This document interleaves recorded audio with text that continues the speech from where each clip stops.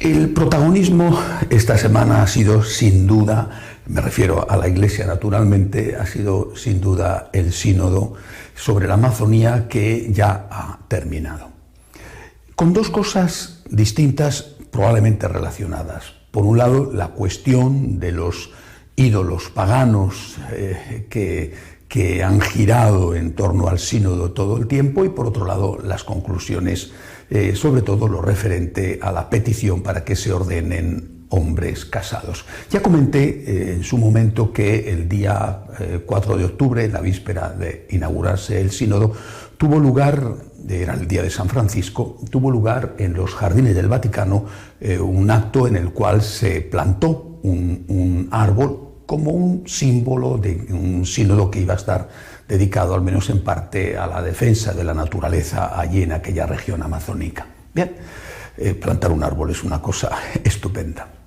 Pero dentro de esa ceremonia tuvo lugar algo que, además, como quedó reflejado en la televisión, no ofrece posibilidad de engaño. Se extendió una tela y que representaba seguramente el mundo por los colores, y en esa tela había varias tallas de madera rústicas, dos de mujeres embarazadas de distinto tamaño y una de un hombre con una fuerte erección, las tres desnudas. Bueno, en un momento dado de la ceremonia, los que estaban alrededor de esa tela, entre ellos varios religiosos, había una monja franciscana que era evidentemente reconocible por su hábito, se postraron alrededor de esas imágenes con la cabeza en el suelo.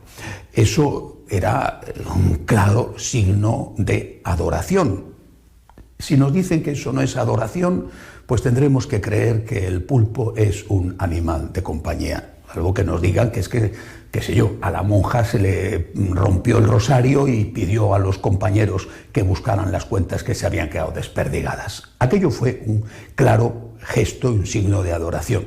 Lo primero que me llama la atención es que todos estos curas y más, que están en contra de que los fieles se arrodillen en la iglesia durante la consagración, han quitado en muchas iglesias los reclinatorios para que no puedan arrodillarse, y les critican y se meten con ellos si alguno se atreve a arrodillarse, no se escandalicen, ni protesten, ni digan nada de que se arrodillen delante de unos ídolos. Es muy significativo. Bien. Naturalmente ese gesto no terminó ahí. El Papa estaba delante cuando esto ocurría. Ese gesto no terminó ahí. Una de esas tallas, la más grande de estas mujeres embarazadas, fue introducida en una canoa en la sala, el aula sinodal, por varias personas, entre ellos dos obispos que iban en primera fila. Y después fue depositada en una iglesia de los carmelitas que está al lado del Vaticano, en la Vía de la Conciliazione, fue depositada allí y se hicieron, delante del altar mayor, y se hicieron todos los días actos religiosos delante de esa imagen. Hasta que un día alguien cogió esas imágenes, parece que las dos femeninas, la masculina ya no se volvió a saber nada de ella, solo estuvo allí en los jardines vaticanos, las dos tallas femeninas, y las tiró al Tíber. Bien, pues el propio Papa el viernes informó delante de todos en el sínodo que la policía, los carabineros italianos, habían rescatado del Tíber esas dos tallas, y que él pedía perdón como obispo de Roma por el robo que había tenido lugar. ¿Por qué? Porque fue el Papa el que lo dijo, literalmente dijo que eran dos imágenes de la Pachamama. Por tanto, eran dos ídolos de otra religión, dos ídolos. Este es un tema serio. Delante del Papa, en una dependencia que no era la Iglesia, porque eran los jardines vaticanos, pero unos religiosos adoran a un ídolo. ¿Qué hubiera ocurrido si, en vez de ser las imágenes de la Pachamama, hubiera sido, por ejemplo, una imagen de Buda, o del dios elefante de los hinduistas, o un libro del Corán, por ejemplo, y unos religiosos, unos sacerdotes, se hubieran postrado delante de una imagen de Buda? ¿Qué hubiera sucedido? Pues es exactamente lo mismo. ¿Qué hubiera sucedido si en un templo católico de forma habitual delante del altar mayor estuviera venerándose, adorándose una imagen religiosa de otra religión. Oye, que en su templo, en el templo hinduista, se adore al dios elefante, pues me parece que tienen todo el derecho a hacerlo. Y que donde tengan los seguidores de la religión de la Pachamama sus templos, como sean, humildes o grandiosos, que adoren a la Pachamama, a mí me parece bien, que tienen derecho a hacerlo. No estoy de acuerdo, pero tienen derecho a hacerlo. Pero en un templo católico y delante del Papa en los jardines vaticanos sin que nadie diga nada. Bueno, alguien sí ha dicho algo. El cardenal Miller, exprefecto de Doctrina de la Fe, y que yo creo que algo sabe de teología, ante esto dijo que traer los ídolos a la Iglesia fue un crimen contra la ley divina. Y Monseñor Azcona, que fue ya está jubilado, pero fue obispo en una prelatura, en una misión en Brasil, dijo que efectivamente eran ídolos. El Papa lo reconoció, imágenes de la Pachamama, lo dijo tal cual el Papa. Se acabó con la duda, que si era Nuestra Señora de la Amazonía, a ver, si era Nuestra Señora de la Amazonía, ¿quién era la imagen del hombre que estaba allí? Porque se prestaba a muchos equívocos, ¿no? El Papa zanjó y dijo, no, son efectivamente imágenes de la Pachamama. Bueno, pues Monseñor Azcona dijo que efectivamente eran imágenes de la Pachamama, pero que aquello era un sacrilegio demoníaco. Vamos a las consecuencias. Está circulando de forma especial en Latinoamérica, pero no solo allí, el vídeo que grabó el Vaticano del acto en sus jardines, donde esa gente, algunas chamanas que después bendijeron al Papa con sus ritos, y los religiosos, religiosas, se postraron y adoraron a la Pachamama. Está circulando entre las sectas en Latinoamérica. Y lo que ellos están diciendo es que los católicos hemos dejado de ser cristianos, nos hemos vuelto paganos y estamos adorando a los dioses precristianos. Y esto lo están diciendo para llevarse a sus sectas a tantos católicos como están confundidos y que están escandalizados.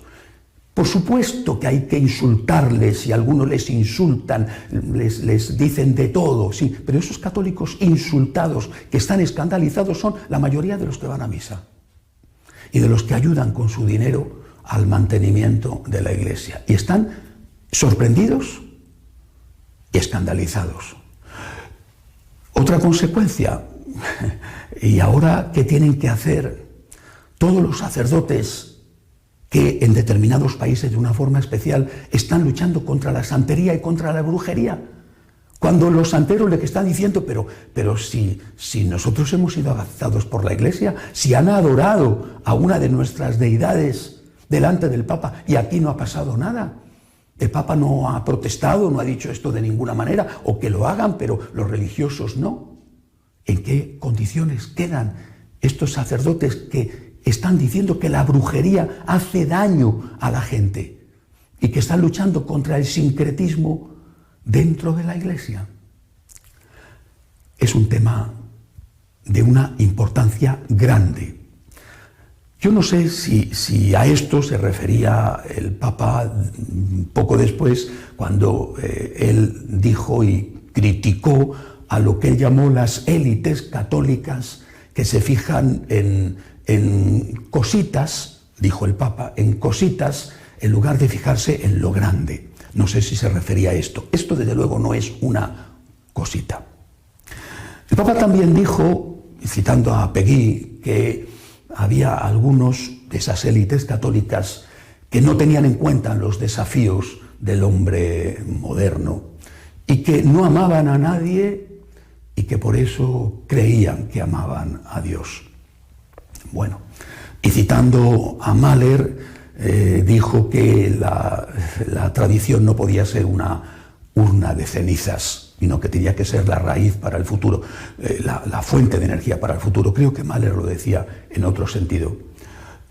No es una cosita adorar a un ídolo en una iglesia, sea la Pachamama, sea Buda o sea el dios elefante. No es una cosita. No digo yo que el Papa lo dijera en ese sentido. No sé a qué se refería cuando criticó a las élites católicas, que no sé a quién eran, élites católicas, y no sé si se refería a esto o a otra cosa con lo de las cositas. Esto no es una cosita. Vuelvo a leer lo que dijo el cardenal Miller. Traer los ídolos a la iglesia fue un crimen contra la ley divina. No es una cosita, es algo muy grave, muy serio y que tiene ya importantes consecuencias en la evangelización. Segunda cuestión de la semana, las conclusiones del sínodo para la Amazonía. Bueno, dos sobre todo. Por un lado, la petición al Papa para que se ordene a hombres casados, en un primer momento circunscrito a las regiones de la Amazonía más alejadas donde no pueden llegar habitualmente los sacerdotes. Bien. Petición para que se ordene a hombres casados para poder llevar la Eucaristía a estos sitios. También me parece curioso y muy significativo que, por ejemplo, uno de los obispos, ya está jubilado, pero ha participado en el sínodo, de origen alemán y que ha sido obispo allí durante muchos años, diga que él, durante 20 años, lo ha dicho públicamente, no ha bautizado a nadie y que no tenía ninguna intención de hacerlo.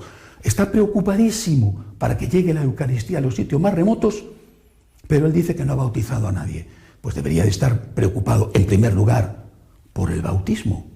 Primero que se bauticen y después lo demás. ¿Pueden ordenarse hombres casados? En la Iglesia Católica, por ejemplo, la de rito griego, hay curas casados. San Pedro estaba casado. Había sacerdotes casados en los primeros tiempos. Por tanto, esto no va en contra de la ley divina. Otra cosa distinta es que esta sea la puerta, lo de ordenar hombres casados en una remota región de la Amazonía, sea la puerta para que vengan después otras cosas. Es decir, para que venga después, por ejemplo, la readmisión de los que se salieron del sacerdocio y están casados, o para que los que son sacerdotes puedan pedir casarse porque se van a sentir en inferioridad de condiciones con respecto a aquellos que han sido ordenados estando ya casados. El cardenal Urosa ha dicho que esto, la ordenación de hombres casados, puede resolver algún problema, pero que también puede y va a generar problemas muchísimo mayores. Luego la otra cuestión ha sido la de la ordenación de las mujeres. No dice el sínodo, no pide el Papa al sínodo que se ordenen mujeres, dice que se les admita a los ministerios laicales, acolitado y también al lectorado. No dice que se ordenen mujeres diaconisas, dice que muchos han pedido que se ordenen mujeres diaconisas. Bueno, el Papa ha dicho que va a estudiar el tema, pero que de momento va a cambiar la comisión que él constituyó para estudiar el asunto del diaconado femenino. Una comisión que el propio Papa ha reconocido que no se puso de acuerdo porque había quien decía que en el origen aquellos servicios que realizaban las mujeres no eran equiparables al diaconado, otros decían que sí. Ahora el Papa ha dicho que va a crear una nueva comisión donde va a introducir otras personas. Habrá que ver quiénes son esas personas, porque claro, uno teme que esto sea como lo que está ocurriendo con la ya famosa sinodalidad. La sinodalidad es escuchar a la gente. Me parece muy bien, pero ¿a qué gente se escucha? Si la sinodalidad consiste en escuchar a la gente que yo he elegido porque piensa igual que yo y que después digo que voy a hacer lo que ellos me dicen porque tengo que escuchar a la gente, esto es una trampa. Esto es no solamente algo que va a ir contra la enseñanza de la Iglesia, sino algo que repugna a la razón. Si tú quieres escuchar a la gente, un día, sin avisar, haz una encuesta, con un control riguroso después de los resultados, no al estilo Evo Morales o Maduro.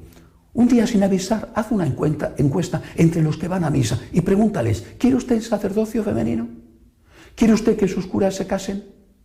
Eso sería escuchar a la gente. ¿Se escuchó a la gente cuando se cambió el rito litúrgico y se dejó de decir la misa en latín para empezar a decirla en la lengua vernácula?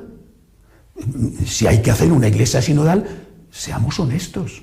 Pero no, yo nombro a los que quiero escuchar y después digo que les hago caso y que esto es sinodalidad. Realmente estamos llegando a unos niveles difíciles de aceptar. Y repito, no solamente por la fe, sino también por la razón. Que nos digan que ponerse de rodillas delante de un ídolo no es un gesto de adoración. Vuelvo a repetir, si eso no es un gesto de adoración, tendremos que aceptar que pulpo es animal de compañía.